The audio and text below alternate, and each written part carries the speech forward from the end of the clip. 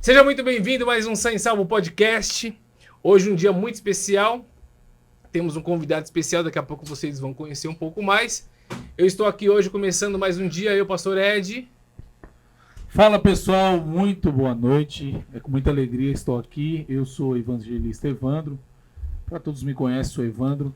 E é com muita alegria, estamos mais um episódio aqui. Hoje é o episódio, 10º episódio, é isso? 10º episódio. Glória. E hoje eu estou um pouquinho diferente. É exatamente isso que eu ia falar agora. Estou um pouquinho diferente hoje.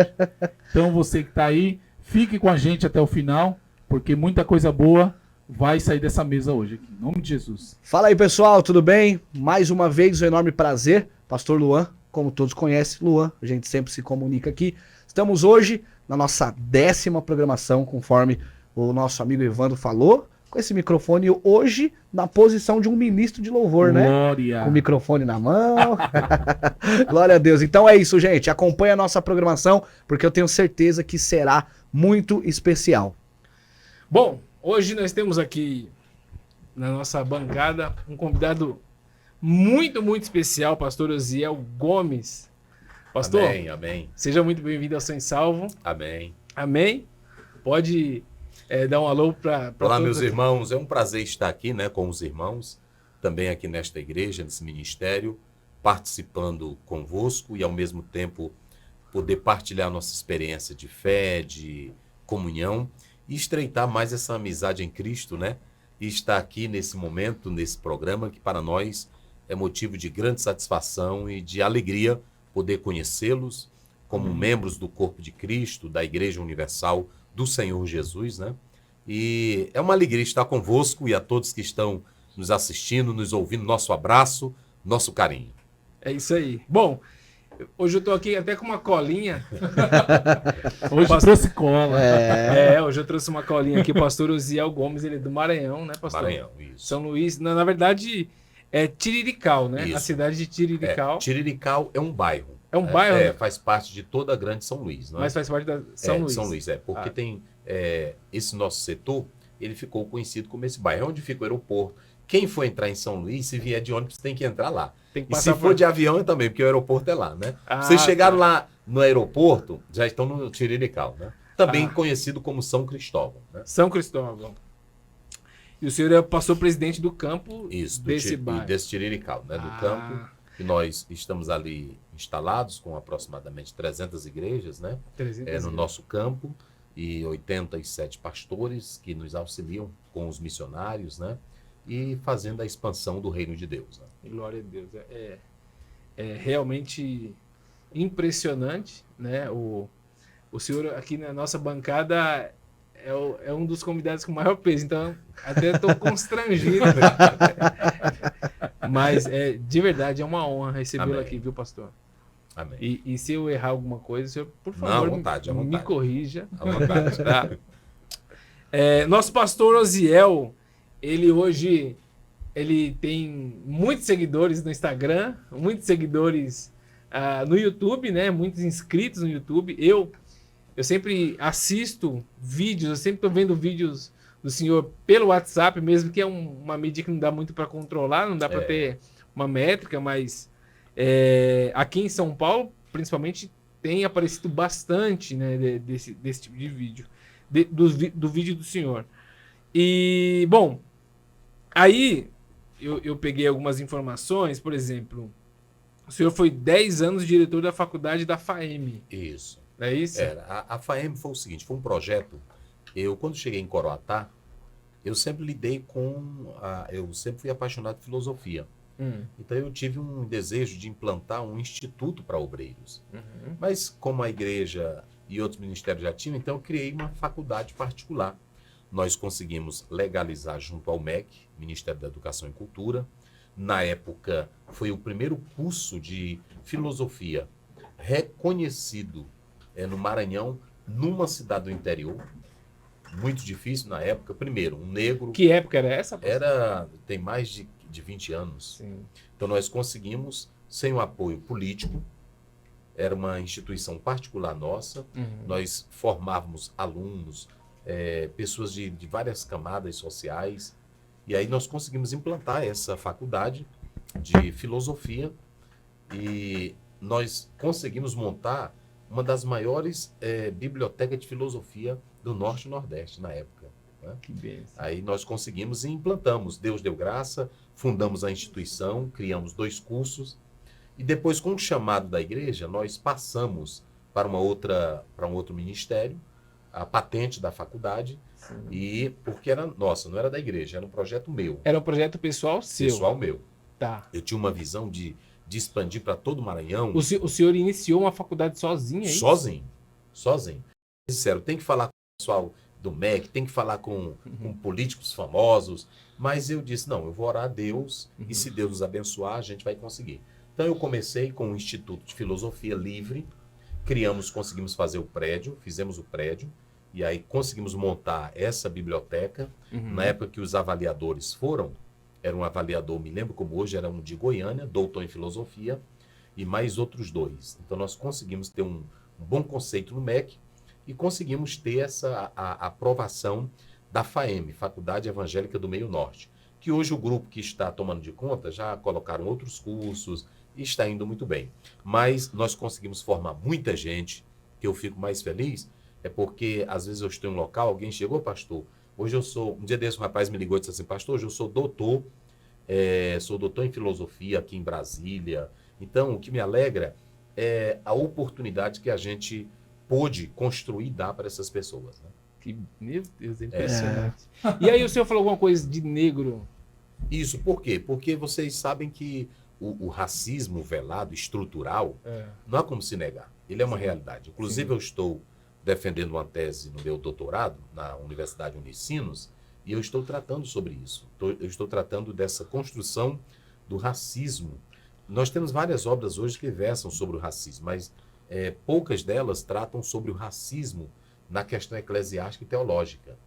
Então, eu estou socialmente defendendo essa tese nesse particular. Então, naquela época, você sabe, quando um negro começa um projeto, além das dificuldades, da pobreza e da raiz que ele vem, tem vários entraves, né? Vários entraves. Sim. Porque a gente sabe que o mundo é construído nesses 2 pilares. Quais os 2 pilares? Isso é lá desde a Mesopotâmia. Quando Deus entregou a Mesopotâmia, que é lá onde alguém diz assim, eu não sei onde o vento faz a curva. É lá. Na Mesopotâmia. É na Mesopotâmia.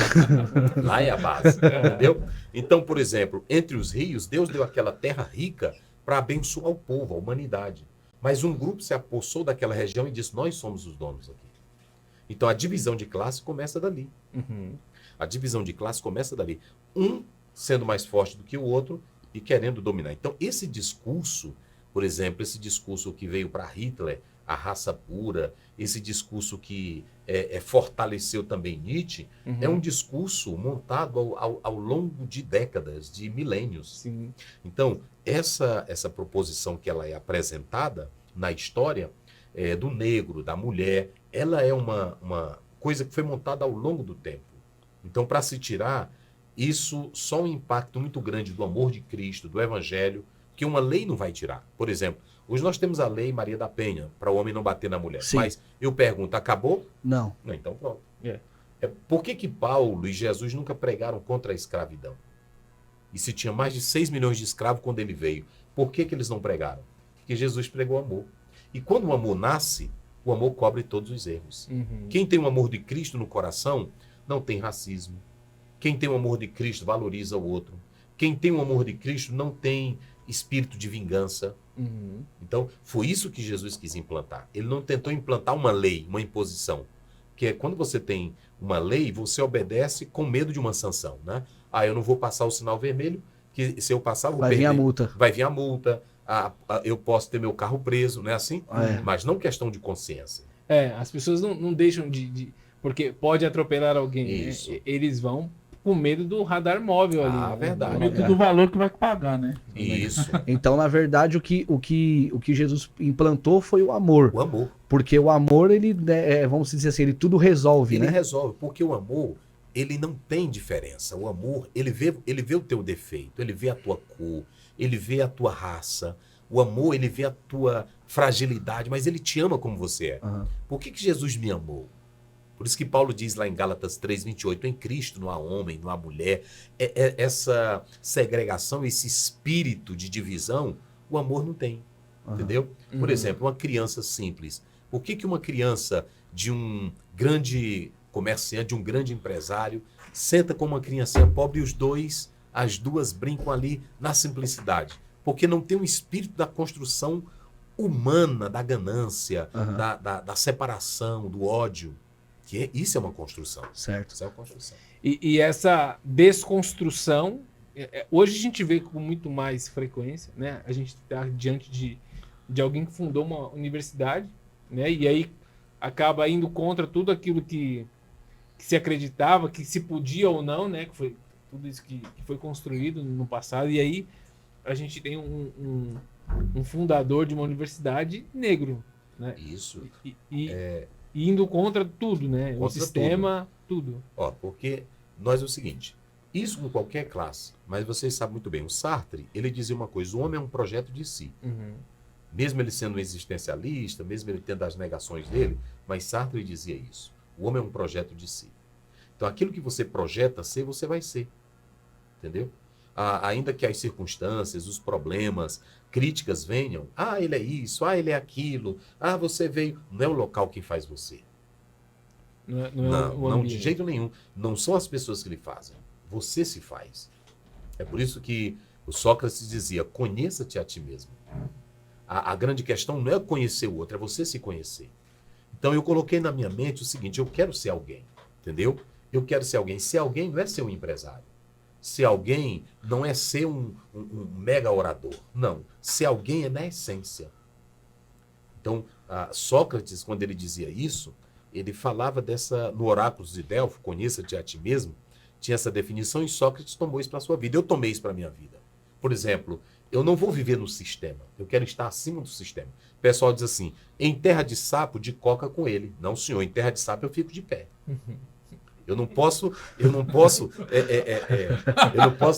me deixar dominar pelo sistema. Sim. Entendeu? Então, eu posso aceitar a tua diferença, eu posso aceitar a tua opinião, eu posso aceitar a divergência. Agora, eu tenho que me definir. E foi isso que eu fiz. Por exemplo, tem negros que se sentem, o fulano atacou ele, atingiu ele se perde nesse universo. Entendeu? De ideologias. De ideologia, de palavras rústicas, de palavras depreciativas. Não. Por exemplo, eu sei quem eu sou. Então eu me defini nisso. Então por isso que Sartre diz, você é um projeto de si. Se você se deixar levar pelo que os outros dizem, você nunca vai avançar. Né? Você nunca vai avançar. Então é aquela história do sapinho corredor. Por que ele conseguiu? Porque ele era surdo. Você tem que se fazer de surdo. Nessa vida, é dessa forma. Isso tanto faz com o negro, faz com o que nasce na periferia, o pobre, não é assim? Então você é um projeto de si. Sim. Deus ele nos deu um talento, Gênesis 1, 27, 28, quando ele diz, vocês têm a minha imagem. Então eu carrego essa imagem. Nós temos esse estigma benéfico de Deus, né? A imagem dele. Então eu tenho que me projetar. Agora, tem pessoas, alguém diz assim, inclusive o apóstolo de São Paulo, lá em 1 Coríntios 7, ele diz assim, cada um tem um dom. Cada um tem um dom. Tem pessoas que têm essa resiliência. Tem pessoas que não sabem trabalhar isso. Por isso que elas precisam de orientação, de ajuda. Eles ficam mais no vitimismo. Lógico, porque você sabe que quando, desde o momento que o Brasil se torna uma colônia de Portugal, mesmo a educação que chega no Brasil é educação de elite. Mas, pastor, a gente precisa ser... É muito legal isso que o senhor está falando, mas você acha que não tem uma parte assim que a gente foi meio que treinado para pensar assim? Por exemplo, a gente da periferia, a gente vai para a Zona Sul. A gente está na Zona Leste hoje, que é uma zona, na maior parte, periférica, e a gente vai para a Zona Sul. A gente estando no ambiente de pessoas com um poder aquisitivo maior, mais inteligente. Assim como eu comecei esse podcast falando que talvez estava um pouco constrangido diante da sua presença. Você acha que isso não está embutido na nossa cabeça de chegar nesses ambientes, se travar e deixar de ser quem a gente é? Porque esse é um desafio meu aqui. Por exemplo, eu estou diante de uma câmera que... deixa eu tirar isso aqui. Que para eu conseguir fazer esse programa, é um desafio toda vez que eu estou aqui. Porque eu aprendi que eu não sou um comunicador. O Luan é um comunicador. Ele tá no rádio. Eu não, eu tô fazendo isso pela primeira vez. Então, na minha cabeça, para mim, toda vez que eu tô diante dessas câmeras, para mim é um desafio, porque eu fui treinado assim. Então, assim como o pobre se comporta, já se comporta com inferioridade, vamos dizer. Alguns, não é todos, não é uma regra, tá? Mas ele não foi meio que treinado para isso, para se comportar sempre se diminuir perto de alguém que ele julga ser melhor que ele. Isso. A psicologia, ela diz que nós temos 3 coisas que nos definem. Primeiro é hereditariedade. Você traz os traços do seu pai, não é isso? Sim. Você traz os traços do seu pai, da sua mãe. Rapaz, mas parece com o pai dele, né? Assim? Mas você também tem um ambiente. O ambiente familiar e o ambiente externo. Então, tudo isso traz influência para nós. Traz influência para a nossa vida. Mas você se define. Por quê? Porque ao longo do tempo, Deus te deu uma inteligência, uma capacidade pensante. Era isso que os pré-socráticos, inclusive Aristóteles, queria. Você tem uma capacidade pensante. Então eu via, por exemplo, negros dizerem assim, não, é assim mesmo, você não vai para frente. Olha, se Luther King tivesse pensado assim, entendeu? Se o Mandela tivesse pensado assim. Não é assim? Então, pessoas que pensam assim, por isso que eu disse agora há pouco, eles precisam ser despertados pelos profetas. É aí que surge a imagem dos profetas que a gente chama de revolucionários. E Jesus veio para ensinar isso para a gente. Se as mulheres lá do passado, ontem, me parece que foi ontem, eu cheguei aqui no hotel, estava vendo um jornal lá no Paquistão, umas mulheres com cartazes, elas lá na luta, protestando contra o que está acontecendo lá. Eu fiquei pensando, meu Deus, que mulheres corajosas, não é isso? Então tem coisa que você tem que arriscar a vida. E viver já é um risco. Sim. Agora, se eu quero viver, o sistema aqui ele me ataca. Por exemplo, não aceito um negro aqui. O Luther King dizia quando entrava num ônibus, desça, negro não pode entrar aqui, mas é meu direito. Eu também tenho que andar aqui. Sim. Então, se você se coaduna, se adequa ao sistema como a água, botou aqui, está normal. A gente nunca vai ter as revoluções necessárias. Então, nós temos que ver que tem muitas coisas que foram construídas ao longo do tempo e nós precisamos fazer essa desconstrução. Por exemplo, hoje nós temos negro que ele se veste do jeito que ele quer, se apresenta do jeito que ele quer, né? Assim, sim. Como também, essa versatilidade, ela está presente em tudo. Mas o que eu quero dizer é o seguinte, é que você é que se define. E Deus deu inteligência para nós. É o único ser. Há um filósofo que ele diz o seguinte, o único ser que não se define é o animal irracional. Mas o ser humano é o ser que se define. Por exemplo, o macaco o símio continua morando ainda na mesma casa que ele faz. O pássaro também. Nós não, construímos arranha-céus, palácios. Então nós nos definimos. Agora, você sabe que teve uma sociedade lá atrás que tentou criar uma depreciação, que o cérebro do negro é menor, que o negro não tem tantos hormônios, que a massa... Então, foi um discurso para quê? Para ter pessoas... E não foi só com os negros. Por exemplo, eles diziam que certos brancos que não conseguiam vencer batalhas não davam para ser guerreiros. Então, tinha que ser lavrador, tinha que ser funcionário. E era isso? Não. Tem pessoas que têm, já está provado aí, que o QI de cada um é diferente. Pessoas têm aptidões, um para música, outro para matemática. Sim. Não é assim? Pastor, qual que é a sua ideia, o seu pensamento sobre o Dia da Consciência Negra? Por quê? Porque a gente sabe que tem pessoas que é a favor, Isso. como também eu já vi muitas pessoas contra, até utilizando o termo dizendo que isso é só jogadas de marketing ou questão de alienação para poder causar um certo vitimismo. Queria saber o que o senhor pensa desse dia. Luan. Isso. Olha, é o seguinte, até hoje, Luan, tem essa questão das cotas, misturando aqui já uma coisa com a outra. Você pode observar que os negros lá atrás, tanto os negros como os pobres, tem muita gente que não entende isso. Certo. Mas, por exemplo, no Nordeste, vamos falar aqui um pouquinho do Nordeste. Você tinha filhos de pessoas que tinham mais condições, que iam para a escola e que tinham a merenda em casa, que tinham café em casa e tudo. Agora, o filho de um negro, de um lavrador, ele chegava na escola com fome, porque o pai não tinha condição, e você sabe que sem comida ninguém pensa, sem comida ninguém fica em pé. Então, ao longo desse processo histórico, os negros foram muito atrasados nessa sua evolução histórica. Então, seria tipo uma compensação. Não é que a cota ela vai denegrir o negro que ele não seja inteligente. É uma compensação. É tipo uma compensação, não é que Pelo tempo. Certo. pelo tempo, é tipo um indulto, mais ou menos assim. Vou usar Sim, isso aqui entre sim. aspas. Sim. Mas é o seguinte, o que eu acharia correto é que o Dia da Consciência Negra, ele deveria ser feito mais para a valorização humana. Certo. Você entendeu? Aham. Não apenas para uma questão da cor, mas valorizar o ser humano. Que, por exemplo, a Rede Globo e outros canais trabalharam muito novelas que muitas montagens e roteiros dessas novelas são exageros. Muitas, como o negro apanhando no tronco, e aquilo ali ainda passa uma educação, sem eles querer, de um menosprezo humano. Aham. Até inclusive os livros de história. Eu falei um dia desse para um deputado, eu disse, por que os livros de história não colocam o negro no tronco e colocam assim embaixo? A desumanização humana. Mostrando que quem faz aquilo ali é um monstro. Sim. Entendeu? Então, essa conscientização, ela seria mais para um tipo de valorização.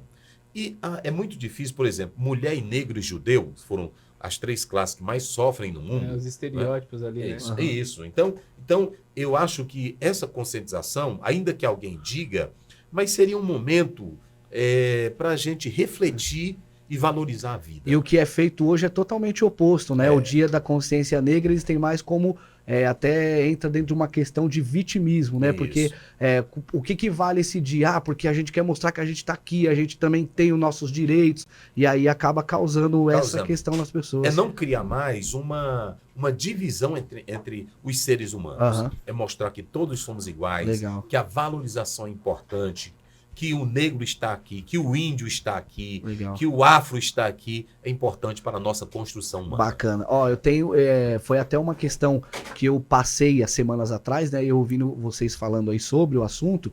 E aí eu queria saber do senhor se realmente o senhor acredita que isso dá para ser mudado com palavras ou simplesmente a pessoa tem que querer dentro daquilo que o Ed falou, que isso já é uma coisa que foi implantada em nós. E eu acabei vivendo isso acho que umas 2 semanas atrás. Da onde eu moro, a minha esposa acumulou o lixo lá, né? E tem que levar num certo lugar. Isso. Então eu coloquei no carro e fui deixar na lixeira. E aí junto tinha um tênis meu lá, né? Que tinha rasgado lá, tinha aberto um buracão lá. E eu falei, poxa, esse tênis não dá pra usar mais. Coloquei na sacolinha e levei junto no lixo. E aí quando eu cheguei lá na lixeira, aquela lixeira grandona, e aí quando eu cheguei lá, tem uma moça lá que ela sempre cuida, né? E aí o Sim. pessoal remunera ela por isso. E aí pra você ver a mente das pessoas, que foi o que me fez entrar no carro, eu falei, caramba, como que as pessoas podem pensar dessa forma? Porque quando ela viu eu jogando, ela olhou e viu que a sacolinha transparente tinha um tênis ali dentro. E ela pegou a sacolinha e falou, moço, posso pegar pra mim? Mesmo vendo que eu tava jogando no lixo. E aí eu falei assim, amiga, na verdade assim, poder se até pode, mas é um tênis, ele tá super rasgado e não tem condição alguma de ninguém usar, porque ele estourou mesmo, tá? Não tem como usar. Por isso que eu tô jogando fora. Isso. E aí ela olhou pra mim, pastor, e falou assim, não, meu filho, fica tranquilo, que pra pobre não tem isso não. Eu dou um jeito Funciona. e funciona, eu dou um jeito de usar, eu vejo pro meu filho e Isso. tal. E eu falei, aquilo me constrangeu, porque eu olhei e falei, não, moça, mas abriu mesmo, a senhora pode abrir aí e ver. Ela falou, não, pra pobre nós dá um jeito, eu tento colar, eu vejo o que eu faço. E aí quando eu entrei no carro, eu falei, caramba, como que as pessoas, né, tipo, pra pobre, ela já Isso. né, já sabe que é aquilo, ela aceita aquele tênis rasgado, que eu sou isso e pronto, né? É porque tudo é um discurso. Por isso que eu disse, essas narrativas, elas são construções históricas. Então, você pergunta, como pode mudar? A gente pode mudar com um discurso montado da valorização humana. Como Mahatma Gandhi. Mahatma Gandhi fez revolução sem armas. Nós podemos fazer revolução com a palavra. Agora, onde está o problema? Ele aqui levantou. E o da periferia? E o lá do mato? Uhum. Mas ele é capaz, Platão dizia que todo ser humano é capaz. O que falta é eu insuflar na mente dele, você é capaz. Você pode. Ele fica 24 horas ouvindo, você é pobre, você é negro, você é lascado, não vai crescer na vida. Inclusive o próprio pai está dentro de casa dizendo isso. Certo. Isso Vocês não é pra entenderam? você, isso Não é pra você. Pronto, eu tenho 2 filhas. E eu disse para elas, olha, vocês devem colocar na mente o mundo. Porque, na verdade, enquanto que o discurso de Hitler e o discurso de Nietzsche era da raça superior, do leão feroz, e o próprio Darwin, na teoria da evolução, ele fala isso. A teoria da evolução o que é? É o maior devorando o menor. Sim. Essa é a lei da sobrevivência, é a Sim, selva. é. Jacques Rousseau diz isso. Né? É um Então, o caminho. que acontece? E nessa selva, Como é que eu vou sobreviver? É aí que entra a importância de um discurso. Certo. De um discurso da sua capacidade humana, de um discurso da valorização humana. Não é a cor que vai te definir, não é o local que vai definir você. Não é o local, não é a situação e nem a pessoa de fora. Você vai se decidir. Eu sou alguém. Eu sou uma imagem e semelhança de Deus. Você pode pegar todos os grandes homens que venceram no mundo, tinham essa conscientização de si mesmo. Então, se você não tiver essa conscientização, e aí é mostrar que há um mundo melhor que nós podemos construir. Legal. E sabe o que é pior, pastor? Só pra gente encerrar, porque tem muita coisa pra falar. né? Fechar essa pauta. O que eu fico triste às vezes é que eu já presenciei há pouco tempo atrás alguém de cor ofendendo outra pessoa de cor, falando, ele faz isso porque ele é negro. Eu falei, não, Ué. não é possível. Pra você ver o quão impregnado está na mente das pessoas Caramba. que fez coisa errada, isso é coisa de negro. Isso é um absurdo você ouvir isso no pleno 2021, mas Isso. infelizmente E já no período, por exemplo, quando eles traziam os negros para o Brasil, tinha negros lá da África que vendiam os próprios negros. Vocês entenderam? Então, vários vendiam. Vários negros que eles tinham mais força, dominavam outros e vendiam sim. para serem trazidos como escravo para cá. Então, por isso que eu estou dizendo, a questão não é a cor, a questão não é o ambiente, a questão é uma construção de mente. É um modelo mental. Modelo mental. Se você for construir uma pessoa bem definido, e foi assim que esses discursos entraram, da raça superior, da raça maior, foi um discurso. Então, não tem arma maior do que o pensamento. Sim. E esse, eu particularmente, eu luto. Eu tenho 4 filhos e o meu desafio é criar filhos fortes, né?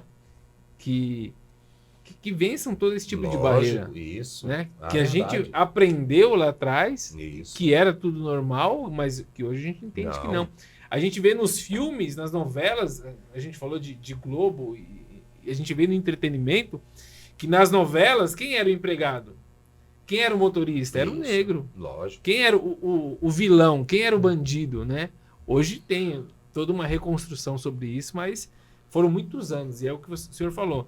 É uma compensação, né? Pronto, e a mensagem que eu deixo aqui para a gente fechar é que todo mundo é capaz. Não existe, eu nasci para ser uma desgraça, eu nasci... Não, cada um se define. Você não nasceu para ser prostituta, você não nasceu para ser um presidiário. Isso no projeto de Deus, Deus fez cada um de nós como uma imagem e semelhança dele. Uhum. Eu escolho o que eu quero ser na vida. Se eu quiser ser aquela desgraça, se eu quiser ser um pistoleiro, um bandido, eu vou ser aquilo ali. Não pode colocar culpa. Não, de jeito nenhum.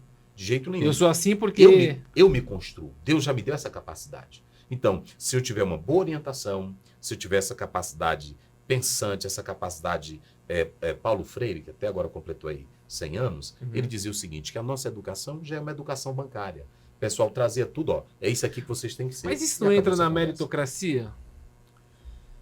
Tipo assim, É. você faz porque você construiu. Mas aí, por exemplo, a gente tem aqui em São Paulo níveis de escola discrepantes. Se a gente muda de bairro, a gente já vê que o nível de escolaridade é absurdamente maior, né? E aí, por exemplo, eu não tenho condições de colocar meu filho na melhor escola privada ou até mesmo pública.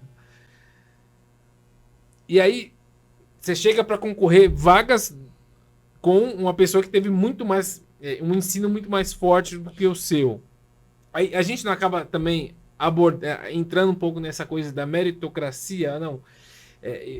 Eu tô aqui porque eu mereço, mas aí se você vai olhar o histórico da família, a estrutura da família, né? São mundos diferentes. Como que a gente... Por isso que eu disse agora há pouco que nessa questão de conceder algo para os negros, eu ia ver isso mais como uma questão de você compensar algo, não de mérito. Uhum. Eu vou dar um exemplo aqui para vocês. Quando eu morava em Coroatá, tinha um rapazinho pobre, negro, e o pai dele, mataram o pai dele, eu fui tirar o pai dele lá do local, mataram ele numa situação muito dramática. E ele pobre, um dos bairros mais pobres da cidade. Hoje eu olho para ele, eu ligo para ele e digo, doutor Júlio, me veja isso aqui. Um negro pobre nasceu e viveu no bairro pior do Coroatá e ele também não teve bons acessos à escola. E hoje ele passou em primeiro lugar para a universidade, passou em tudo e hoje é um médico. Por isso que eu estou dizendo, não há ninguém que consiga vencer a capacidade pensante de que você quer ser alguém. Pode dar méritos, pode construir isso, mas quando você tem a capacidade de se definir, eu quero ser alguém, eu vou vencer, eu estou aqui porque eu vou conseguir, é diferente. Não há sistema que prenda você, não há crise que supere você, porque você é maior que isso. Né? Naquela historinha de Platão, quando ele fala no mundo ideal dele, aí quando um sapinho cai lá dentro da lagoa, aí ele diz assim, por que você fica aqui dentro? Por que você diz? Não, porque eles não vão para a praia, lá fora tem praia. Ele diz, você é um mentiroso, não tem praia. Então você é o tamanho que você pensa. Se você achar que o seu universo é só aquele ali, você vai ser aquele ali. Mas se você achar que há horizontes que você possa conquistar, vai se abrir para você. Eu ouvi uma frase essa limite, semana que diz, acho que é exatamente, acho que até dá para concluir, né, isso que o senhor está Isso. falando, que diz assim, que ninguém consegue parar alguém motivado. Ninguém. Porque aí você passa por cima de tudo. Por exemplo, hoje eu sou pastor, mas ainda tem coisa que eu poderia me parar? Sim. Todo dia tem gente que quer se mostrar mais sábio do que você, mais inteligente do que você. Toda hora tem um que quer se apressar mais do que você. Mas você, nesse momento aí, é aquilo que o apóstolo São Paulo diz em Filipenses 4,13. A gente, às vezes, particulariza só para um contexto, mas eu posso também, quando ele diz, posso todas as coisas, naquele que me fortalece. Por que o Mandela chegou lá? Por que o Barack Obama chegou lá? Por que o Joaquim Barbosa chegou lá? Que um cara viu ele cantando num banheiro de escola. Agora, preste bem atenção. Pega os históricos desses homens. Não dormiam. E Benjamin Franklin dizia, quem madruga, Deus ajuda. Agora, tu quer vencer na vida de favor? Não é assim? Tu quer vencer na vida porque tu é negrinho? Tenha pena de mim, gente. Na cota. Aí não vai. Não é assim? É. Você que tem que se decidir. Então, pronto, eu vou atrás. Eu vou correr. Então, todos os grandes negros da história... Mas o senhor concorda que para um negro, né, para um judeu e para uma mulher, o trabalho é dobrado? Agora aí sim. Por isso que eu estou dizendo. Por exemplo, eu disse para minha filha, ela disse, papai, eu quero ser médica. Eu disse, amém. Pronto, comprei um curso de inglês. Olha aqui, olha. Pega isso aqui. Pronto. Ela pegou um cursinho que eu comprei, 9 books, eu dei para ela. Pronto, ela fala inglês fluente. Ela está lá na medicina, mas ela está lendo tudo no inglês. Aí a doutora chega, como você conseguiu? Qual escola você estudou? Ela disse, não, meu pai me ensinou. Depende de você querer. Agora, um negro chega, por exemplo, aí pronto, passa o dia todo deitado. Querendo um sistema. O presidente tem que ver nós, tem que ter uma lei aí que não fale mal de mim. Tem que ter a capacidade pensante e criativa de querer ser alguém. Se você quiser ser alguém, você chega lá. Não importa o local, não importa. Vocês podem pegar. Os grandes empresários do mundo, os maiores sonhadores, eram homens que não dormiam. Quem madruga, Deus ajuda. Né? E aí vai. É isso mesmo. Continuando aqui, ó. Pastor Osiel, ele também, lá em Coroatá, foi 16 anos Isso. co-pastor, né? Isso.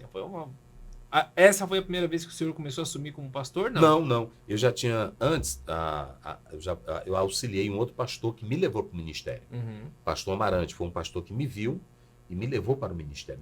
Te viu pregar? Me viu pregar. E ninguém acreditava em mim. Ele olhou para mim e disse, Moreno, eu quero falar contigo, sem me conhecer, sem nada. Uhum. Ele disse, vai na igreja, eu quero falar contigo. Eu saí de Teresina, que eu era professor no seminário de Teresina. Uhum. Eu saí de Teresina e fui lá em Açailândia, Maranhão. Quando cheguei lá, ele me levou para um lugarzinho bem feiozinho e disse assim, tu tem coragem de vir trabalhar aqui? Eu disse, tenho. Mas bem feiozinho, sem nada. Eu disse, eu tenho. Feiozinhos, quer dizer pobrezinho. É pobre e feio. Não, é Piauí? É Maranhão. Maranhão. Eu saí... Você saiu do Piauí? Eu estava no Piauí dando O aula. senhor é natural do Piauí Eu ou sou do natural do Maranhão. Maranhão? Só que eu fui convidado para trabalhar na igreja, dando aula lá no seminário em Teresina. Uhum. Aí eu fui. Quando cheguei lá de Teresina, ele mandou me chamar, porque ele me viu pregar, mandou me chamar. Uhum. E eu fui. E quando cheguei lá, ele me levou no lugarzinho mais pobre. E ele disse, tu tem coragem de trabalhar aqui? Eu disse, tenho.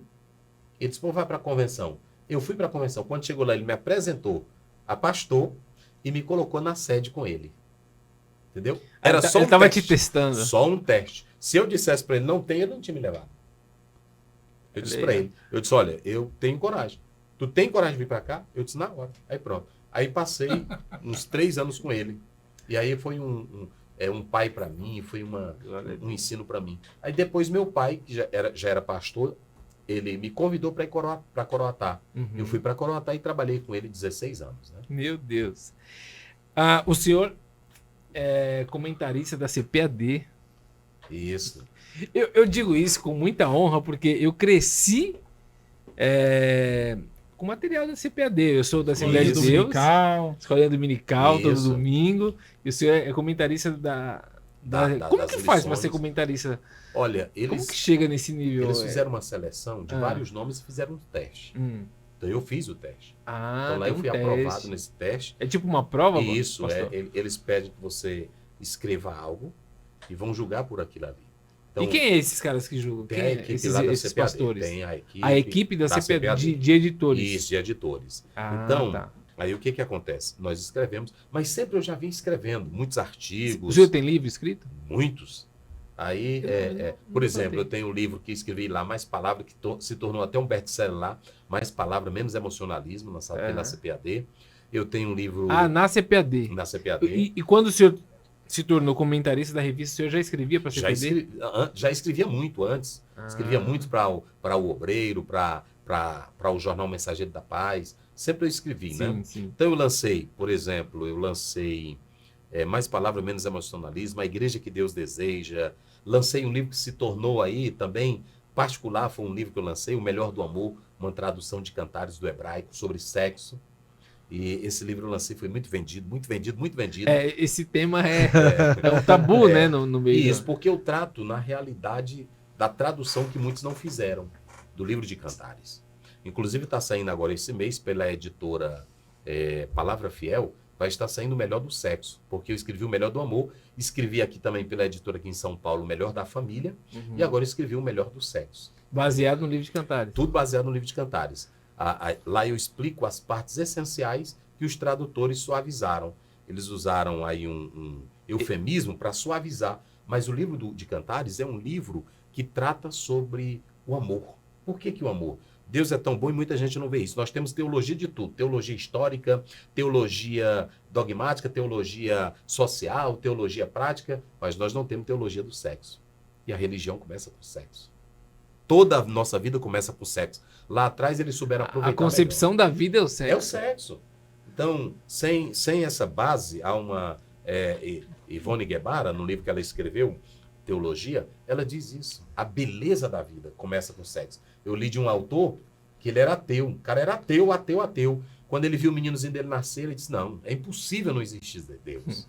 Olha a mãozinha do meu filho. Então ali ele acreditou em Deus. É linda a vida. E a vida começa com sexo. E é um assunto que, para você... Eu sou muito suspeito de dizer, porque eu cansei de ir em encontro de casais só para ficar mais gordo. Porque ninguém fala de nada. Isso. E o homem vai lá querendo que a mulher volte melhor, né? Porque às vezes casa na igreja... O cara tá numa crise terrível em casa. E aí vai lá, enche a barriga, ninguém fala de absolutamente nada, fica todo mundo fantasiando um casamento perfeito. É a minha Não, mas Aí perspectiva. dura uma noite, né? A mulher fica perfeita, ou o marido fica perfeito uma noite. No outro Isso. dia já esqueceu. Os dois voltam para casa radiantes, né? Radiantes. Amor da minha vida e tal. Porque a igreja, como você falou, os pastores atuais e lá atrás também erraram. Mas quem foi a culpa? Com todo respeito, os teólogos católicos. Por exemplo, Santo Agostinho. Você vai ver, Santo Agostinho, ele dizia que... E começa também com Mani. Mani vai dizer isso. Santo Agostinho dizia que fazer sexo era reabrir a ferida do Calvário em Jesus. Era. Então você pode analisar que a igreja errou muito. A igreja sabe disso. A igreja católica sabe disso. Então transformaram as mulheres em Maria. Assim como transformaram a Imaculada. Santas. Aí trouxeram isso para o casamento. Só que qual foi o problema nisso? O problema é que as mulheres, enquanto elas estavam em casa, os maridos estavam naquilo que era chamado cabaré. Entendeu? Elas deixavam isso na mão das prostitutas. Das prostitutas. E aí o que acontece? A mulher de casa, ela era apenas para a procriação. Ela vai me dar um filho e esse meu filho aqui é o herdeiro. E aonde é que está na Bíblia? Totalmente errado. A Bíblia diz em Eclesiastes 9:9, goza a vida com a mulher que tu amas. Deuteronômio 24:5, o Senhor Deus deixava o homem em casa durante 1 ano só para a lua de mel. Olha como Deus é bom. Deixar um cara dentro de casa e ele ainda diz assim, ficará em casa para alegrar a sua mulher. E no hebraico o que é? Levar ela à loucura. Muitos tradutores não fizeram isso. Uhum. Então, eu trato essas realidades bíblicas dessa forma. A Bíblia fala de tudo. A Bíblia fala de anticoncepcional. A Bíblia fala de estimulante sexual. Tudo. Tudo a Bíblia tem tudo. Meu Deus. Qual é o livro agora- mesmo? Esse vai estar saindo agora pela Palavra Fiel, o melhor do sexo. E eu faço lá nessa narrativa, eu mostro todos os teólogos onde eles erraram e por que muitos tradutores suavizaram a Bíblia. Olha aí. Entendeu? Entendi. Por exemplo, uma questão que alguns fazem e levantam. Aí alguns dizem é do contexto. No caso de Ruth, e quando ela está lá com o rapaz, Boaz, e aí diz assim, se deitou aos seus pés. Mas você sabe que várias expressões da Bíblia falam de pés para suavizar o texto, mas às vezes está se referindo ao membro do homem. E aí são questões culturais, porque o que eu vejo hoje pode parecer um escândalo. Mas Gênesis 24, quando a Bíblia diz que Abraão pegou Eliezer e disse assim, segura na minha coxa. E lá não é coxa. Era no local reprodutor do homem. Ele diz, jura que você não vai deixar faltar geração na minha família. Então são questões que o texto suaviza para a nossa leitura. Uma adaptação. Lógico. Mas a Bíblia ela é rica nessa essência da vida deles. Pastor, e aí o senhor falou do catolicismo. Isso tem a ver, e aí talvez seja uma dúvida do nosso espectador. Essa questão do sexo na Igreja Católica, isso tem a ver com a proibição dos padres se casarem? Não. Não, É a questão não. de patrimônio ou sei lá. Tem os dois lados. A igreja ela viu o seguinte, que ela sabia que o ministro aplicado com a família ia dividir. Então eles acharam melhor duas coisas, para ele se aplicar mais à obra e também para não pesar para os corpos da igreja. Que, aí, na verdade, sustentar uma família já é uma outra coisa. Sustentar um padre é uma coisa. Sustentar a família todinha é outra coisa. Ah, entendi. Ok? Então é mais... Mas porque não tem É base uma questão bíblica. administrativa. Administrativa, não tem base bíblica. Pedro Ah. foi casado. Então. Sim. Não é assim? Pedro foi casado, tinha sogra. Então, a grande questão é essa daí. Né? Pastor Digeni, ó, deixa eu concluir a ficha aqui, que a ficha é Isso. longa. Eu queria que o pastor Digeni viesse aqui também, né, pastor? Glória. Deixa eu só concluir. Vem pra aqui. mesa, pastor. Vem. Formado em teologia, Isso. filosofia, direito, Isso. pedagogia e psicanálise. Filosofia já é um desafio. Ser crente e filósofo. Bom, olha, mas a gente isso, pode. Há um livro do Rick Nunes, que ele fala sobre mentes cristãs. Os grandes homens, antigamente, eram eruditos e lidavam com a filosofia. Inclusive, os pais da igreja vão responder às autoridades usando a filosofia. O grande problema é que as pessoas pensaram lá atrás... por exemplo, você lê Aristóteles, tudo que nós temos hoje já estava em Aristóteles. E eu fico me perguntando, como é que um cara pensava tanto como Aristóteles? Hoje, Tobias Barreto diz que o Brasil hoje não tem cabeça filosófica. Tem só cabeças que reproduzem. Hoje, dificilmente você vê um pensamento erudito novo. Você vê pessoas que estão Só reproduzindo. repetindo. São cópias. São ecos, né? Lógico, você vê isso nas pregações. Hoje você abre aí um YouTube e outros, você pode analisar que as músicas, né? Músicas, ritmos, quase tudo é a mesma coisa. Então, está faltando aquela essência. E Deus, ele nos deu uma capacidade de pensar. Agora, hoje, como nós não somos estimulados a pensar, e lá atrás eles foram. Mas você acha que isso não é uma característica do ser humano? Por exemplo, quantos Elvis Presleys vão nascer? Que criavam... Michael Jackson, estou dando um exemplo aqui de homens que criavam do zero. Assim. Tem muita gente hoje que é criativo, mas aí veio de inspirações. Mas eu acho que, por exemplo, dizem que a moda ela se recicla de 20 em 20 anos, se eu não me engano. Ela sempre volta. Então a pochete está voltando, né? Que era feia, agora já está começando a voltar. Então a camisa é boca de sino, daqui a pouco é apertadinha, daqui a pouco fica folgada de novo. Então é muito difícil você ter isso constante, né? Então você vê Picasso, esses homens que fizeram grande diferença na história, que eram mentes brilhantes. Eu não sei se isso... Desculpa, eu só estou provocando aqui. Isso mas é sabe, bom, isso é bom. Você acha que isso não é de tempos em tempos que surge alguém e cria... E aí vem vem uma sequência de pessoas fazendo pequenas alterações naquilo e fazendo do seu jeito, sabe? Por exemplo, eu trabalho com criação, eu trabalho numa agência. E aí a gente fala, a gente procura referências, né? Não é que a gente está copiando, mas de tanto você ver, por exemplo, minha filha, com certeza, se ela seguir minha profissão, ela vai ser muito mais criativa do que eu. Sim. Porque a quantidade de informações que ela absorve hoje no celular, no computador, e a quantidade de coisas visuais que ela absorve é muito absurdo. Eu fui ter televisão em casa quando tinha 14 anos de idade, porque era pecado. E isso me atrapalhou. Isso limitou um pouco a minha criatividade. Então, resumindo, né? Tô falando aqui. Resumindo, eu acho que esses picos de coisas novas, eu não sei se é para... Sempre você acha que é. Por exemplo, Isaac Newton. Ele disse que quando estava pensando, e aí eu li um autor que disse que era como se fosse um vislumbre divino para eles. Que às vezes quando eles pensavam, não vinha a ideia. E quando ia dormir e acordava, a ideia vinha. Que eu sei que Deus faz isso, faz, né? Agora, como você falou, por exemplo, na sua filha, ela vai ter uma amplitude maior, que é uma referência. Porque hoje ninguém vive sem referência, né? Todos nós. Salomão diz que não tem nada novo. Sim. Sempre as coisas estão se repetindo. Agora, é o seguinte, uma ideia com uma roupagem nova, que o Lutero dizia o seguinte, que você faz o instrumento, mas Deus dá o som. E eu acredito nisso. Então, quer dizer, Deus já te deu um instrumento, Deus te deu a capacidade, Deus te deu a inteligência. Agora, vamos pensar. Agora, o grande problema hoje é que nós estamos vivendo dentro de uma humanidade que ela não quer forçar a mente dela a pensar, a ser original. Seria mais ou menos isso. Entendi. Cada vez... Porque você para, vamos dar um exemplo aqui mais na Bíblia. apática. Na Bíblia, se você pega comentários de... Vamos pegar aqui, por exemplo, João Calvino. Se você pega Calbart, 1888, parece que o cara tinha... eu li um biógrafo dele que ele disse que ele não tinha sangue, ele tinha tinta para escrever.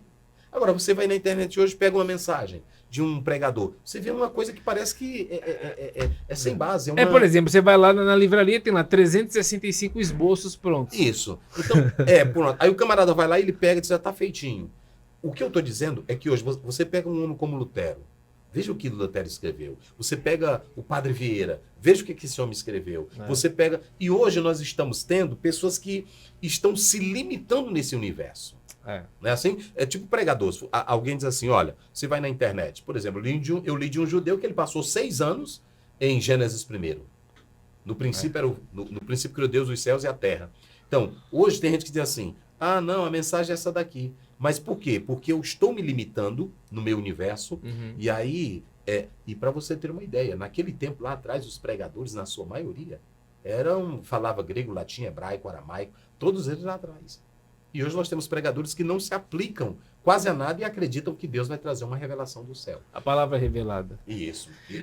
A gente vive hoje numa sociedade que os jovens cada vez sabem mais coisas e com menos profundidade. Verdade. Né? É um pouquinho de cada coisa. Isso. E aí dá voz, a internet dá voz para eles falarem, né? E agirem como autoridade. Né? Não, eu sei. Né? A gente vê isso na política. Né? A gente vê isso em várias coisas assim. E muito menos especialista. A gente está evoluindo para uma... E aí, voltando bem aqui atrás, como você falou, por exemplo, muita gente fala mal do pai do Michael Jackson, que a gente sabe que teve rigidez. Sim, sim. Mas a disciplina, pontualidade de Michael Jackson veio de quem? Do pai. Era ele que dizia, você faça os passos assim. Você faz desse jeito. Então, No tanto que se tornou o que se tornou, né? O grande problema é isso aí. E dizem que quem trabalhava com Michael Jackson sofria, porque ele era um cara que, enquanto não estava perfeito... Isso, a Bíblia diz que a criança entregue a si mesma é a vergonha do pai. Todos nós somos tendentes, da nossa natureza, a ter uma liberdade que leve à libertinagem. Se não tiver alguém para colocar um freio e ponto, é isso bem aqui que eu quero, pronto, vou dar um exemplo aqui. Eu aprendi a tabuada todinha e eu agradeço às minhas professoras. No dia que eu errava, na sexta-feira... Batia? Era assim ou não era? Então pronto. Mas até hoje, às vezes, eu estou dentro do ônibus e eu fico cantando aqui a tabuada como ela me ensinou lá atrás. Mas hoje você pode observar, a maioria dos meninos não sabe tabuada. Não sabe. Não é assim? A maioria não sabe. E aí pronto, vez em quando eu tô lá atrás, eu tô. Então havia essa disciplina. O período em que as pessoas ficavam no mosteiro, pensaram muito, se desenvolveram muito. Então eu sei, é verdade que tem aqueles homens que são dados como dádivas para a humanidade. Né? Ninguém mais vai ser como Aristóteles. Ninguém mais vai ser como Sócrates. ninguém mais vai ser como Isaac Newton. Só que se hoje a gente for olhar, nós temos tanta coisa vinda de homens, que você diz, quem criou isso, né? Pastor, o senhor acha que com o aumento da tecnologia, falando sobre essa questão do ensinamento raiz que o senhor trouxe, que o senhor teve esse ensinamento de aprender a tabuada, o senhor acha que com o aumento da tecnologia hoje, isso atrapalha o andamento da criação? Por quê? Porque hoje a gente costuma dizer que as crianças já nascem pedindo, né? Um smartphone, um tablet, Isso. um computador de game, que é o que Isso. muito tá na moda, né? Aquele computador gamer e tal, pra galera jogar. Então, acho que a pergunta seria essa. O senhor acha que a tecnologia, ela atrapalha hoje o pai sentar ali com aquele caderninho e falar, ó, a tabuada é essa aqui e tal, e seguir aquela coisa? Tem aquele caderno caligrafia para poder Isso. fazer a letra certinha, igual existia. O senhor acha que atrapalha? Olha, eu vou usar isso na sua pergunta, eu vou responder dentro do próprio contexto bíblico. Certo. Um exemplo. Antigamente, os homens de Deus, os grandes biblistas, eles decoravam as 4 até 8 declinações do grego koiné. Eles decoravam 5 declinações do latim no papel, pegando, olhando, memorizando, porque quanto mais repetição, mais facilidade para você memorizar. O grande problema é que eu diria que a tecnologia, ela pode atrasar o seu desempenho, porque já vem tudo pronto. Digamos, você pega hoje um Novo Testamento grego, tá disponível aqui. Aí a pessoa diz, eu quero saber que palavra é essa. Ele vai aqui, ele abre, aí lá tem assim, a palavra, verbo, logos, tá aí. A palavra logos está no nominativo, singular, e quer dizer palavra. Pronto, ele já sabe isso aqui, ele pronto. Mas antigamente você tinha que declinar logós, logu, logô, logon. Eu tinha que saber que em cada caso ele estava, não era apenas citar uma palavra. Eu posso simplesmente, hoje tem muito pregador que diz assim, no grego essa palavra quer dizer isso. Um exemplo, todo mundo fala, a palavra ágape, no grego, sim. Mas se eu perguntar, mas qual é essa declinação? Qual é o caso? E como você pode declinar? Então, antigamente as pessoas colocavam mais a mente para funcionar. Ela pode me dar tudo pronto, porque alguém... Por exemplo, você pega o dicionário de Strong, está aqui. Mas aquele camarada lá pensou e a tecnologia apenas colocou e facilita para você. Então, o melhor mesmo é o contato. Certo. Então, eu diria que atrasa, porque você já quer tudo simplificado, tudo aprontado. E antigamente tudo era anotado, reescrevendo, apagando, lendo e revendo isso ali. Eu acho que atrasa um pouco. É o que eu já ouvi de alguns pregadores quando diz que essa geração, não sei se o senhor concorda, mas é uma geração do fast food, né? Que quer tudo pronto ali, né? Quer tudo rápido. Primeiro é o seguinte, seguinte, ali, pum, olhou, já era. Antigamente você, para ter uma tradução de uma Bíblia, você demorava tempos e tempos. Hoje todo dia está surgindo uma nova Bíblia, Sim. Todo dia tem um novo livro, entendeu? Então, antigamente você tinha obras que eram referências. Hoje, todo dia surge um negócio novo. Se você for para teologia, você se assusta com o tanto de obras que surgem no mercado a cada dia. Aquela questão, tipo, de uma mesa cheia de livros já não existe mais. Não. Né? Que você pesquisa nenhum, pega do Isso. outro, vê a tradução no outro, já não Pronto, tem. Aqui é só você só na vê... internet, já tá aqui prontinho, aí pronto, eu vou pro culto. A grande questão nisso aí é que esfria a sua capacidade de raciocinar, de pensar, Certo. de memorizar. De Então, memorizar principalmente. Isso. Então o eu senhor não digo que acredita que atrasa. atrapalha, que atrasa, né? Eu acho que atrasa. Certo. Porque é o seguinte, se você usar bem o seu poder de mente, de inteligência e usar isso aqui, por exemplo, eu estava no mestrado lá no Rio Grande do Sul, lá na universidade, e eu vi um rapaz que ele sabe tudo, cara, de obra de teologia nova, de tudo. Com a internet ele tem uma facilidade tremenda, mas ele já pesquisou antes. Agora, quando você quer uma coisinha pronta e vai aqui, então tira a sua capacidade reflexiva, pensante, Certo. criativa, porque você tem que moer isso, você tem que mentalizar, né? Há uma filósofa brasileira, e quando eu cito ela, eu cito só questão de referência, a Marlena Chauí. Ela diz que gosta de pegar no papel, ela diz que gosta de ter o toque ali. Então, obra é bom quando você toca. Eu gosto de cheirar o livro, abrir ele, cheirar. Eu gosto de ver a página, anotar. Cada um tem seu método, mas Certo. eu acho que atrasa um pouco. Legal. Eu acho que essa próxima geração vai ter que achar um jeito, né, de conseguir ter profundidade com tanta facilidade. É. Por exemplo, eu nasci em 84, eu não consigo largar o caderno. Eu também tenho não. um celular, mas eu Também não. gosto Isso, de anotar. da mesma forma. Eu também. Né? É. Pra pregar, a gente até usa celular, mas na hora de fazer o esboço, Anotando. Isso, anotando. verdade. Minha filha foi comprar uma TV, ela queria TV que falava com controle. YouTube. E aí a televisão foi, não. Porque eu não gosto de falar nem com a... Canal 7, já entra Eu não gosto, eu já não gosto de falar com o computador nem com o celular. Isso. Falar com um robô, ela ia lá no shopping, aí tá lá, olá, seja muito bem-vindo. Eu falei, "Ixi, não dá. É verdade. Então, são gerações. Eu acho Sim. que eles vão achar o caminho. Isso, é verdade. Bom, é isso, pastor. Pastor Ziel, eu gostaria... A gente tem assunto para falar por muitas horas. Umas muitas 3 horas aqui seguidas. No mínimo, no mínimo. Mas eu sei que a sua agenda é apertada. Eu nem consegui terminar de falar tudo o que o pastor Ziel já fez, né? Só para encerrar. Professor de grego e hebraico no Seminário Batista, né, pastor? Isso, eu trabalhei, dei aula, né? Lá e em outros cursos. Né? Hoje o senhor está na área acadêmica, não? Não, eu deixei. Estou assim, porque eu não paro. Eu estou fazendo 2 doutorados, né? 2 doutorados 2 simultâneos? Simultâneo. Eu estou fazendo doutorado pela Unicinos, a Universidade aqui do Rio Grande do Sul, e também doutorado na Este, né?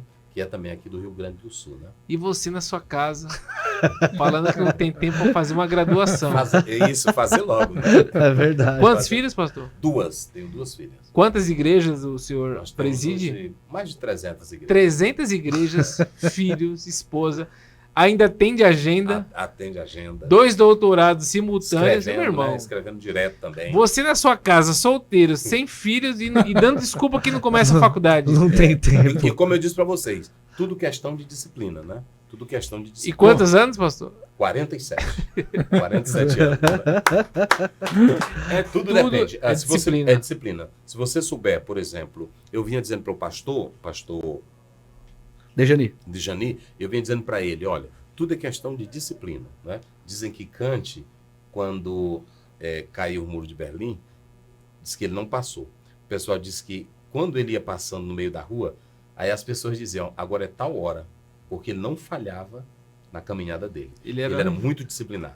Então, tudo é uma questão de disciplina. E pessoas disciplinadas vencem na vida. Aquilo que eu estava dizendo para vocês. Essas pessoas que chegaram lá, não eram pessoas... Ninguém chega à toa. Deus te dá um dom, Deus te dá capacidade, mas ninguém chega à toa. Se você analisar... por exemplo, eu estava lendo do Scofield. Se vocês pegarem o exemplo dele, ele disse que ele era cantor gospel. Ele disse que deixou tudo para se dedicar na Bíblia. Olha o teólogo que ele se tornou. Então, ninguém se torna alguma coisa... Deus não vai cair do céu para você. Né? O talento não basta, né? Não, você tem que queimar mesmo a pestana, como dizia antigamente, né? E aí pronto, eu li um autor que ele disse, se você quer que tenha luz, deixa queimar, deixa arder. Ninguém brilha sem queimar, né? Então, eu quero brilhar na vida, mas não quer crítica, não quer batalhar, não quer sofrer. Então Deus não tem bênção para quem é preguiçoso. Deus não tem bênção para quem não quer se esforçar, né? E aí assim a gente vence, né? Muito bem, muito bem. Bom, hoje eu só fiquei aqui. Não tem como falar muita coisa, né? É muito difícil. Alguém muito convicto falar alguma coisa com alguém. Posso fazer, não sei se é a última pergunta, Pode. mas é que essa não A pode clássica. escapar. É a clássica. Como o senhor É a clássica. Porque assim, pastor, a gente entende que todos, né, passam por isso. Isso. Sendo muito conhecido ou sendo pouco conhecido. Principalmente quando é muito conhecido. Quando é muito conhecido Isso. é mais, né? E ainda mais pelo seu estilo, que o senhor tem muito bem definido, o senhor já falou, é isso e é assim, Isso. né? Que Deus me use e é assim que o senhor está crescendo, né? Por isso que tantos acessos, tantos inscritos, crescimento no Instagram, enfim.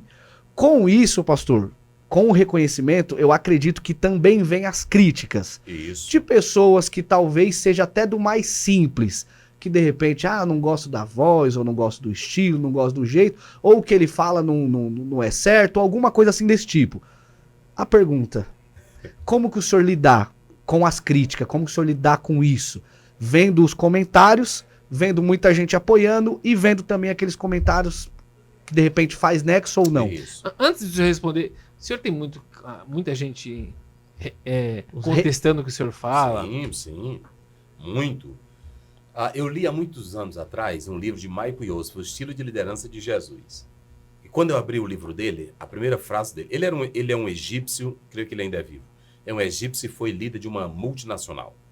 E ele dizia assim, não quer ser criticado? Não diga nada, não faça nada, não pense nada. Tá dele? Entendeu? Tome. Então, o que acontece? Quando eu vou fazer um trabalho, a minha esposa, ela diz assim, você vai falar isso aqui na internet, política, você vai falar, você vai ser muito criticado. Eu disse, eu não estou me importando com o que eles vão criticar. Eu estou me importando que eu quero contribuir com quem quer crescer. Se não gostam do que eu falo, do que eu penso, mas eu tenho uma coisa, eu quero falar, antes de eu falar, eu procuro base naquilo ali. Eu procuro pessoas de alto nível naquilo ali. Porque eu tive uma professora, até da Igreja Batista, a professora Esté, que ela dizia uma coisa para mim. Quando você for falar um assunto, procure as maiores referências daquilo ali. 3 a 4. Nunca diga você. Então, quando eu vou falar um assunto, eu cito 4 autoridades. Se tem um boca de burro ali querendo falar, mas ele disse, olha, o que eu já estou falando aqui, a autoridade maior já falou. Então, eu tenho 4 que me respaldam. Sim. Entendeu? Isso é bem embasado, né? Bem embasado. Bem embasado. O problema de pessoas que pregam hoje em canal, em internet, é que às vezes eles vão para lá dar ideia vaga. Não, se você vai com a sua definição, bem pesquisada, é assim que faz um professor de direito, é assim que faz um professor de filosofia. Tem aluno lá de todo jeito e até para criticar a aula dele. Pode me criticar do jeito, pode dizer que não gosta da sua voz, né? Pode dizer que você não é belo na sua exposição, mas você pegar os grandes pregadores, como, por exemplo, até mesmo, se você pega alguns dos pais da igreja, eles não tinham boa dicção, alguns não sabiam falar bonito, mas tinham sinceridade no falar. A questão não é falar bonito, a questão não é a retórica em si, a questão é a verdade naquilo que você fala. E a Bíblia diz que ninguém não pode nada contra a verdade, senão a verdade. Se você é sincero naquilo ali, pode quem quiser criticar, mas tua alma está tranquila. Então, seja bem definido naquilo que você quer. Seja bem definido naquilo que você pensa. Seja bem definido, senão você não vai viver. Se você for olhar para a crítica, às vezes tem irmão que diz, pastor, o rapaz que toma de conta lá das minhas redes. Pastor Ziel, olha aí o cara falando mal aqui do senhor. Aí eu disse, apague. Eu não tenho tempo para pensamento medíocre. Porque eu sei o que eu pensei lá. Então, se você se assustar com isso, você não vive. Certo. E se você ficar com medo do que as pessoas vão dizer... O senhor nem lê. Não, eu nem leio. Eu não perco meu tempo. Primeiro porque é o seguinte, eu já baseei tudo aquilo ali em cima de argumentos corretos. Entendeu? Então, às vezes, tem pessoas que mandam, pastor, a palavra tocou em mim, aí eu ligo para essa pessoa. Por exemplo, eu vou dar um exemplo para vocês. Teve uma manifestação aí, eu não levo a igreja para a rua nessas manifestações, que eu creio que o corpo de Cristo não é para estar envolvido em política. E o senhor, como pastor, o senhor se posiciona politicamente? Não me posiciono. Por quê? Publicamente não? Não, publicamente não. Só no meu voto lá. Se eles já dizem que o voto é secreto, eu me posiciono assim. Eu dou curso para a igreja de como a igreja deve votar e em quem como ela escolher deve. O seu candidato. Lógico, mas o voto é seu. Sim. Eu digo, olha, esse partido tem essa Sem ideologia. induzir o povo. Sem induzir, porque eu não posso pegar o corpo de Cristo, que é a igreja, e induzi-la para político A ou político B. Que depois o senhor vai ter que dar conta. Com certeza. Então, o que eu faço? Eu faço o seguinte, eu dou orientação. Aí, um dia desse, um rapaz entrou no meu WhatsApp, colocou assim, estou decepcionado com o senhor disse que não envolve a igreja, e eu vi uma bandeira, um irmão pegou uma bandeira numa propaganda e colocou no nosso site. Mas como eu vi que ele foi sincero, eu liguei para ele. E ele não acreditou que era eu que estava falando com ele. Eu disse, sou eu, meu pastor, meu querido, pastor Aziel. Eu estou lhe ligando, é porque você... Ele nem era seu membro? Não é membro. Ele era o internauta? Não, o internauta, ele não é membro da minha igreja. Ele não é membro. Mas isso é comprometimento. Isso, eu vi a sinceridade dele. Então, ele entendeu errado. Eu liguei para ele, meu querido, ele é da Igreja Batista, ele estava num jantar com a esposa dele. Ele disse, eu não acredito que é o senhor. Eu disse, sou eu e eu quero lhe ligar, porque não se decepcione comigo. Aquilo que você acreditou em mim, é aquilo que eu estou falando. Aquilo ali foi um irmão que colocou uma bandeira, mas não está fazendo propaganda que eu não faço isso. Eu sou meu pastor, me perdoe.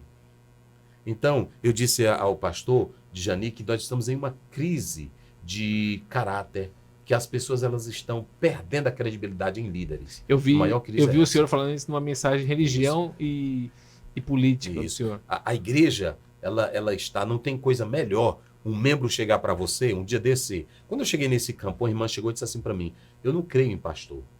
Pastor, e aí falando de religião desculpa te cortar, religião e igreja. Antigamente a igreja ela estava acima da política. Isso. Religião e igreja não. Política e religião. Sim. A igreja estava acima da política. Tanto Isso. que a política ela batia continência. Vamos falar assim para ficar mais claro. Ela perdeu esse lugar por negligência, por não se posicionar. A política se posicionou acima da igreja. Ok.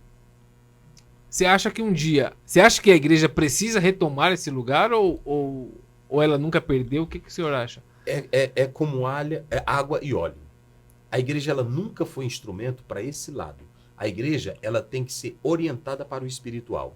Nós temos que orientar a questão correta. A política é correta, gente. A gente sabe que ninguém vive sem a política. Sim. Mas eu não posso transformar o púlpito sagrado da igreja para eu discutir assuntos políticos.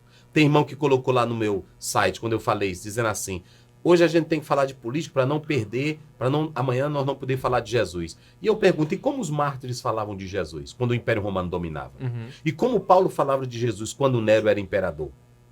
Porque a questão é que nós estamos tentando levar a política para a religião. Aí é que está a coisa errada, muitos não estão entendendo é isso. Nós temos que discutir assuntos de política, sim.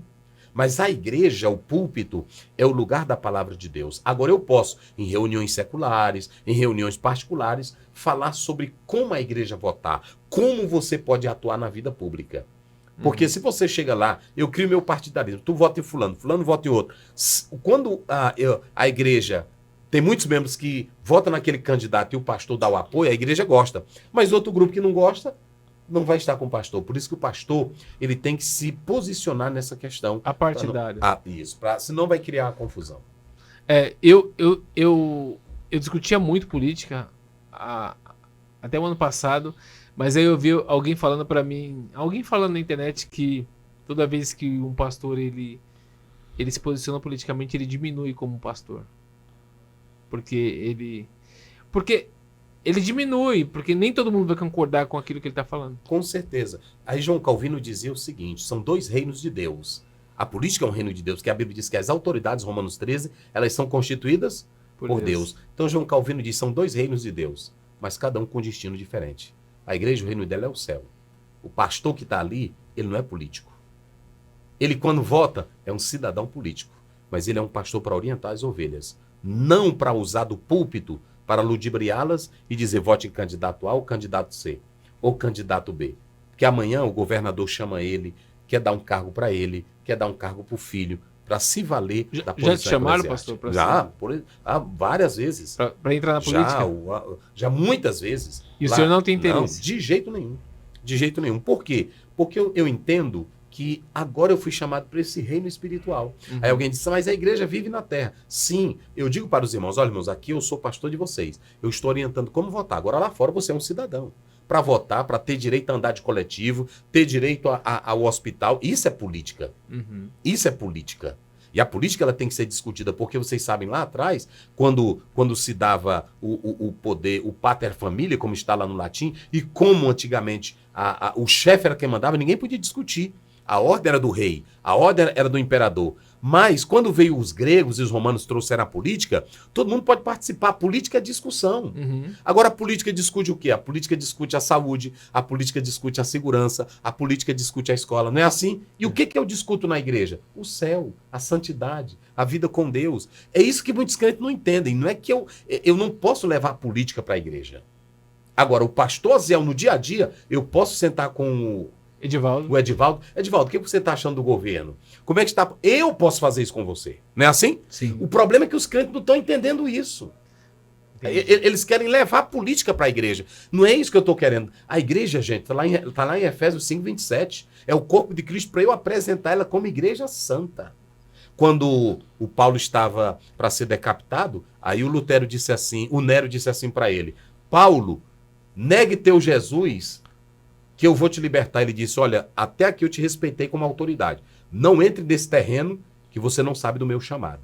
Ou seja, não entre na minha política. Jesus disse em Mateus 22, dai a César o que é. O senhor, então, não entra nesse... Não, de jeito nenhum. E se algum membro do senhor chegar assim, pastor, eu vou votar no PT?